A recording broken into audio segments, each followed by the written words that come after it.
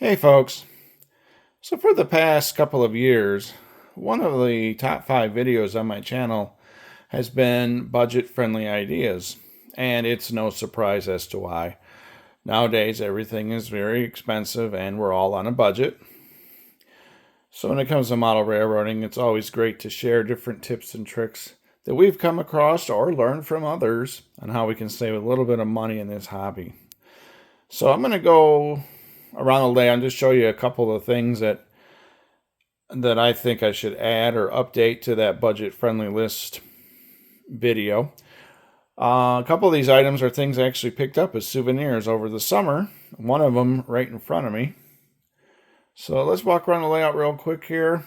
You'll get a couple of new budget-friendly ideas, and you'll see a couple of things that I've added to the layout over the last couple of months. And that item is this truck right here. So one way you can definitely save a little bit of money is if you use Matchbox or Hot Wheels vehicles. Now I know they're not to scale with HO, they're more S scale. However, I do have a spot here on my layout where I have Hot Wheels, Matchbox, cars of that variety because of this O scale Menards. When I did a review of this building, I said, yeah, it's O scale, but it fits on an HO scale layout because Menards buildings are very large. So to kind of blend the figures that are, I would say, a little small for O scale, but definitely bigger than HO, to kind of blend the size differences, I used Hot Wheels cars. That way the cars are slightly bigger than they should be. So it kind of ties well with the building, but once you get out here, you're back into mostly HO scale territory. Anyway, the item I added was this truck, which falls in the line of a Matchbox or Hot Wheels car. This one actually is an off-brand that I picked up when I was down in the Smoky Mountains for a summer trip. And I said, hey, that'd be a great souvenir. It's something that is a souvenir of where I was, and it's something I can put on the layout. So here's another idea. We're staring at a Christmas tree, but it's not the Christmas tree that's part of this budget-friendly idea listing. It's the ornaments that go on it. That's right. I have a couple of Christmas ornaments on my layout. Let me show you where they are. One of them is this little boat here, picked up last summer. Again, when I was in Traverse City, Michigan, picked it up as a souvenir. I took off the hook and the Christmas wreath and any kind of ribbons and such that made it look like a Christmas ornament.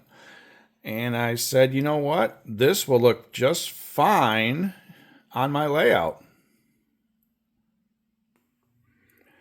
The next ornament I picked up was actually, again, from the Smoky Mountains this summer, and it is tucked in the trees over there. So let me walk this way so we can actually see what it is.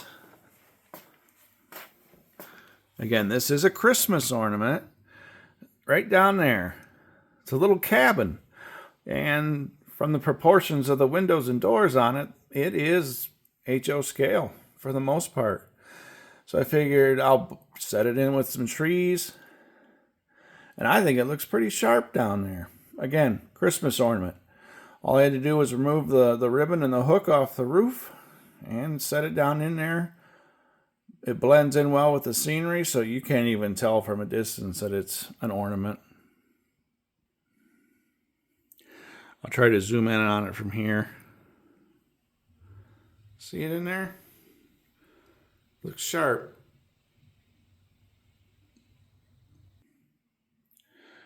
Right here in front of me is the largest item I picked up this summer when we went to Hobby Lobby. And it's this backdrop. Okay. This is a roll of bulletin board paper. I think it was like $5 or $6 for the whole roll. And it's a start towards some sort of photographic backdrop. I could always change this out at a later date, but this was a great way to start putting a few clouds on the layout. And for now, it's only circling around the center of the layout. It starts back in this corner, and then it wraps all the way around, and then onto the other side. I think it's like 2 or 3 pieces. I still have some left. It really wasn't that hard to put on, and currently it's just held up there with a couple of push pins, tacks, and then it goes down there to the end of the Dow Chemical. Yeah, $5-6 to give you a good starter backdrop. And now quickly I'll just show you a couple of the freight cars that I picked up this summer. Here in front of me I have 6 Detroit and Mackinac hoppers. I did a video unboxing these and did kind of a quick review of them.